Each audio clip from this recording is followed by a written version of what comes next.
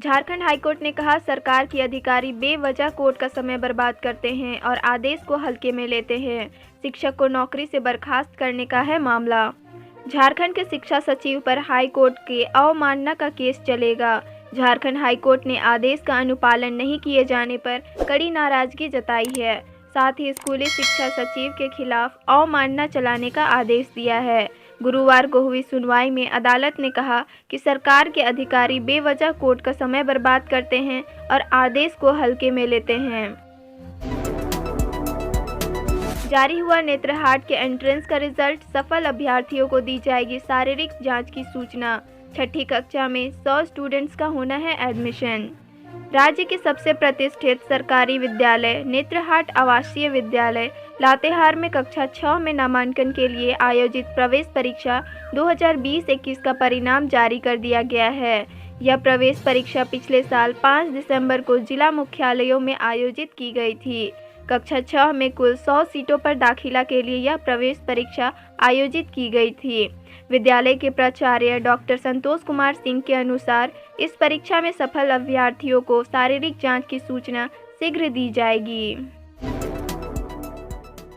12 घंटे के अंदर रांची पुलिस ने अपराधियों को दबोचा। वारदात में इस्तेमाल स्कूटी और हथियार भी बरामद। चुटिया थाना में हो रही पूछताछ। रांची में दारोगा पर हमला करने वाले 2 आरोपियों को गिरफ्तार कर लिया गया है। रांची पुलिस की विशेष टीम ने दोनों अपराधियों को 12 घंटे के अंदर गिरफ्तार कर लिया है। गिरफ्तार अपराधी में मिल्लत कॉलोनी का इमरोज अंसारी और इदरिस कॉलोनी गाढ़ा टोली का तौकीद मलिक उर्फ शेखू है। 5 रुपए में 7 किलोमीटर की यात्रा कराएगी बस। सुबह 7 बजे से रात 8 बजे तक चलेगी। कंडक्टर से खलासी तक महिला होंगी। रांची में महिलाओं के लिए विशेष बस सेवा पिंक सिटी बस सर्विस की शुरुआत शुक्रवार को हुई। रांची नगर निगम भवन से मेयर आशा लकड़ा ने रांची की महिलाओं के लिए डेडिकेटेड बस सेवा प्रारंभ की। इस दौरान मेयर आशा लकड़ा ने बताया कि फिलहाल 2 बस से इसकी शुरुआत की जा रही है। बहुत जल्द इसकी संख्या बढ़ाकर 10 की जाएगी।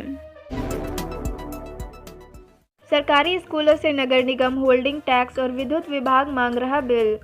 निगम सरकारी प्रारंभिक स्कूलों से होल्डिंग टैक्स की मांग कर रहा है। वहीं विद्युत विभाग स्कूलों से बिजली का बिल मांग रहा है और स्कूलों में इन मदों में कोई राशि नहीं है। इसको लेकर अखिल झारखंड प्राथमिक शिक्षक संघ धनबाद का एक प्रतिनिधि मंडल गुरुवार को डीएससी इंद्रभूषण सिंह से मिला। शिक्षकों ने कहा कि नगर निगम द्वारा होल्डिंग टैक्स एवं विद्युत विभाग द्वारा कमर्शियल दर पर बिल के नाम पर मोटी रकम की मांग की जा रही है।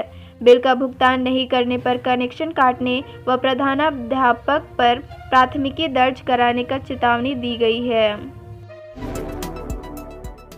जिले में पहली वेव की शुरुआती 18 दिन में मिले थे 183 संक्रमित। सेकेंड वेव की शुरुआत में मिले 194। महाराष्ट्र, दिल्ली के बाद अब जमशेदपुर में भी कोरोना की सेकेंड वेव की शुरुआत हो गई है।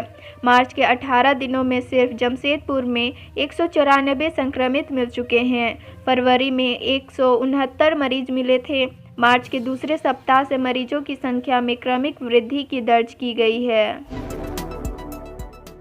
घर से काम पर जाने के दौरान साइकिल सवार की अज्ञात वाहन की चपेट में आने से मौके पर ही हुई मौत।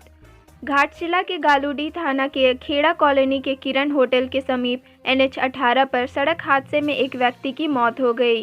मृतक की पहचान पायरागुड़ी निवासी तुषार कांतिवेरा के रूप में हुई। वे साइकिल से काम करने जा रहे थे। इसी दौरान एक अज्ञात वाहन की चपेट में आ गए और मौके पर ही उनकी मौत हो गई। कोरोना काल में काम करने वाले हेल्थ वर्कर्स को मिलेगा 1 महीने का अतिरिक्त मानदेय। कोविड के लिए केंद्र की मदद, ऊंट के मुंह में जीरा समान। कोविड महामारी के दौरान काम करने वाले हेल्थ वर्कर्स को 1 महीने का अतिरिक्त मानदेय दिया जाएगा। इसकी घोषणा शुक्रवार को हेल्थ मिनिस्टर बन्ना गुप्ता ने विधानसभा में की। वे बीजेपी के विधायक अमर बावरी के एक सवाल का जवाब देते हुए उन्होंने ये बातें कहीं।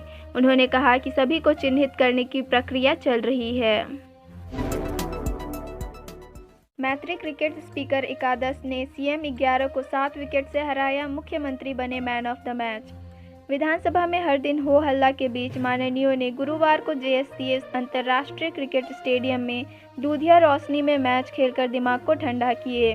मौका था मैत्री क्रिकेट मैच में सीएम 11 और स्पीकर एकादश के बीच मैच का। सीएम 11 की टीम ने पहले खेलते हुए 12 ओवर में 3 विकेट खोकर 73 रन बनाए। टीम के लिए प्रदीप यादव ने सबसे अधिक 21 रन बनाए। रांची में पहले दिन बिना मास्क 415 लोग पकड़ाए, 2.07 लाख रुपए का जुर्माना। बढ़ते कोरोना संक्रमण को देखते हुए रांची में गाइडलाइन का पालन करने का सख्ती शुरू कर दी गई है। अभियान के पहले दिन गुरुवार को ट्रैफिक पुलिस ने मास्क नहीं पहनने 415 बाइक सवारों को पकड़ा, साथ ही उनसे 2,07,500 रुपये का जुर्माना वसूला। डबल इंजन की सरकार ने राज्य को लहूलुहान कर दिया, जनता अब इनका पिंडदान करेगी। झारखंड के बजट सत्र में शुक्रवार को झारखंड के सीएम हेमंत सोरेन ने सरकार का पक्ष रखा। इस दौरान उन्होंने जमकर बीजेपी पर हमला बोला।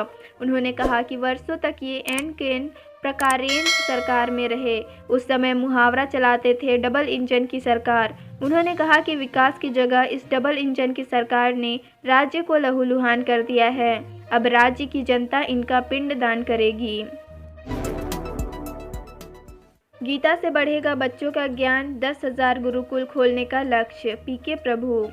गुरुकुल का नाम लेते ही जहन में रामायण व महाभारत की यादें ताज़ा हो जाती हैं।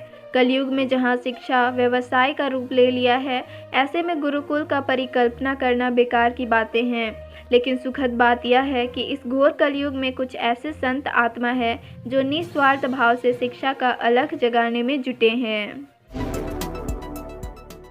दोमुहानी से महज 500 मीटर दूरी पर स्वर्ण रेखा से अवैध तरीके से रोज निकल रहा 250 ट्रॉली बालू। नदियों से अवैध बालू उठाव पर झारखंड विधानसभा में हंगामा मचा हुआ है। विपक्ष आरोप लगा रहा है कि राज्य में बालू की लूट मची हुई है और सरकार इससे इनकार कर रही है। इन सब के बीच रोक के बावजूद बालू माफिया अवैध उठाव में लगे हुए हैं।